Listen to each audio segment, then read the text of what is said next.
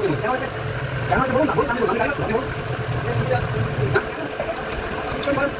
few moments later. Hello guys, good morning. সকাল সকাল আর নেই, এখন বাজে 10টা। আর আকাশের ওয়েদারটা এতই বাজে মানে সারা রাত সারা দিন বৃষ্টি হয়েই যাচ্ছে। আজকের মানে দিনটা যে এত প্যাচে বলার মতন না। কদিন পর হচ্ছে জানি, শ্রাবণ মাসে হয়, তবুও এত বিচ্ছিরি ঘুম দিয়ে উঠতে 10টা বেজে গেছে অলরেডি। মানে এমনই ওয়েদারটা হয়ে আছে, মনে হচ্ছে যেন মানে এখনো সকাল হয়নি। আর এদিকে দেখো উঠে পড়ে হালকা পাতলা কাজ সেরে আবার শুয়ে পড়েছি। কি রান্না করব ডিসাইড করতে পারছি না, রান্নাটা কি করব। আর আমার বরমশাই গেছে জল ভরছে, যেহেতু ভিজে রেনকোট পরে জল ভরছে। আমি বললাম ভরতে হবে না, তবু রেনকোট পরে জল ভরছে। এদিকে দেখো আমার টামিতে কুই করছে, আমার টামিতে কুই করছে আমার ছোট্ট বেবি। ওর খিদে পেয়েছে, তার জন্য খিদে পেয়েছে। আজকে না মানে আমার রিপোর্টের লোক আসার কথা আছে, রক্ত রিপোর্টও হবে আজকে বাড়িতে। রিপোর্টের লোক আসার কথা আছে, জানি না কখন আসবে। আর এদিকে টামি বলছে মাম্মি খেতে দাও। আমি এবার দাঁতটা মাজবো, ফোনটা করে নিই আগে। দাঁতও মাজা হয়নি, যেহেতু মানে বৃষ্টি পড়ছে বলে না গাটা পুরো এলিয়ে গেছে। উঠে যে কাজকর্ম করবো, রান্না করবো, বাকি ভালো লাগছে না। আর এইদিকে দেখো না করতেই থাকছে।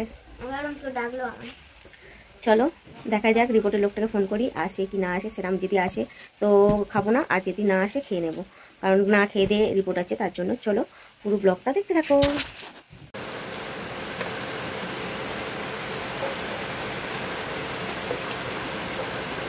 দেখেছো বৃষ্টি, দেখেছো? আজকের মনে হয় আমার রিপোর্ট করতে আসবে না মনে হচ্ছে, এত বৃষ্টি হচ্ছে।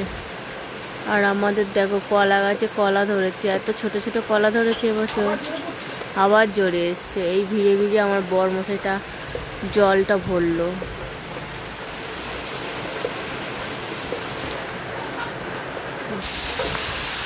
এই হলো বৃষ্টির ধারা, দেখো কি বৃষ্টি পড়ছে।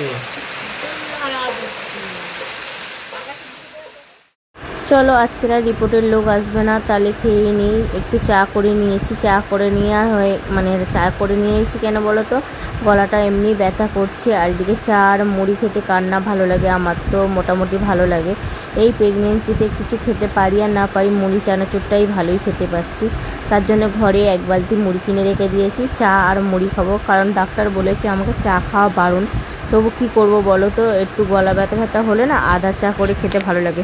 দুধ চাটা খাই না, দুধ চাটা খেলে অ্যাসিড করে, তার জন্য একটু অচা করে খেয়ে নিই। আর এদিকে আমার শাশুড়ি চলে এসছে বিস্কুট নিয়ে, তার জন্য বিস্কুট দিয়ে একটু খেয়ে নিলাম। নেওয়ার পর বলছে মুড়িটা কী হবে, আমি বলি তুমি বিস্কুটগুলো খেয়ে নাও, আমি মুড়ি দিয়ে খেয়ে নিচ্ছি। তারপর আমার বরমশাই বলছে আমার ডিউটি যাওয়ার আছে, কাজগুলো তাড়াতাড়ি সেরে। আমি এই বৃষ্টিতে তোমাকে তবু ডিউটি ডেকেছে? বলছে হ্যাঁ, কিছু করার নেই, কাজ না করলে খাবো কি। কারণ এই মধ্যবিত্ত পরিবারেতে 2 দিন যদি ঘরে কেউ বসে থাকে, কেউ এসে বলবে না যে এনে 2 মুঠো চাল নিয়ে ফুটিয়ে খা। সত্যি কথা বলতে যখন আমার ছেলে 6 মাস বয়স, তখন আমার শাশুড়িরা আমাদের আলাদা করে দেয়। সত্যি কথা বলতে আলাদা এমনভাবেই করে দিয়েছে, তখন আমার বরের ঠিকঠাক কাজও ছিল না। কারণ আমরা প্রেম করে বিয়ে করেছিলাম বলে আমাদের কোনোদিন মান সম্মান কোনোদিনই দেয়নি। আর আজ পর্যন্ত মানে পাইনি ওদের কাছে কোনোদিন ভালোবাসা, তো দূরে থাক মান সম্মানও পাইনি। তার জন্য 6 মাস বয়স আমি যখন বিয়ে করেছি, বিয়ের 2 বছর পরেই আমাদের আলাদা করে দেওয়ার কারণ হচ্ছে, যখন আমরা এক সংসারে ছিলাম তখন মানে আমার ভাসুরের বিয়ে হয়নি। বিয়ে যতদিন না হয়েছে ততদিন এক সংসারে ছিলাম। তারপর যেই আমার ভাসুরের বিয়ে হলো, তা মানে আসতে সঙ্গে আমরা আলাদা হয়ে গেলাম বলতে আমাদের জোরজবস্তি আলাদা করে দেওয়া হলো। তখন আমার বরের কোনো কাজ ছিল না। সত্যি কথা বলতে কিভাবে যে সেই দিনগুলো কাটিয়েছি তোমাদের বলে বোঝাতে পারবো না। অনেক কষ্ট করেছি, অনেক স্ট্রাগল করেছি।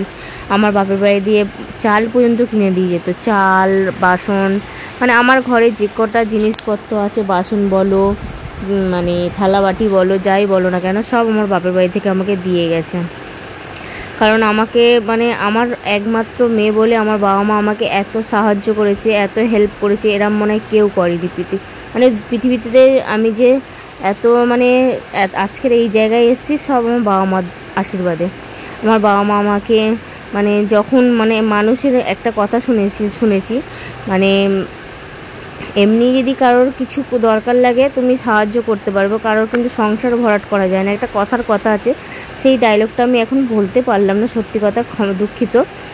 আমার বাবা মা আমাকে খুব হেল্প করেছে, মানে এত হেল্প করেছে, এরম হেল্প মনে কেউ করেনি। হঠাৎ করে আলাদা হয়ে যাওয়ার কারণটা এটাই ছিল, আমার পরিবারে আমাকে কোনোদিন মেনে নিতে পারিনি। আজকে দেখতে দেখতে 12টা বছর আমি কাটিয়ে ফেললাম এই সংসারে। কত ঝগড়া অশান্তি লড়াই মারপিট করে তারপর গিয়ে দাঁড়িয়েছি এই জায়গায়। এখন আমার শাশুড়িরাই আমাদের সঙ্গে যেচে যেচে মিল করতে আসছে, কারণ ওদের তো এখন বয়স হচ্ছে না।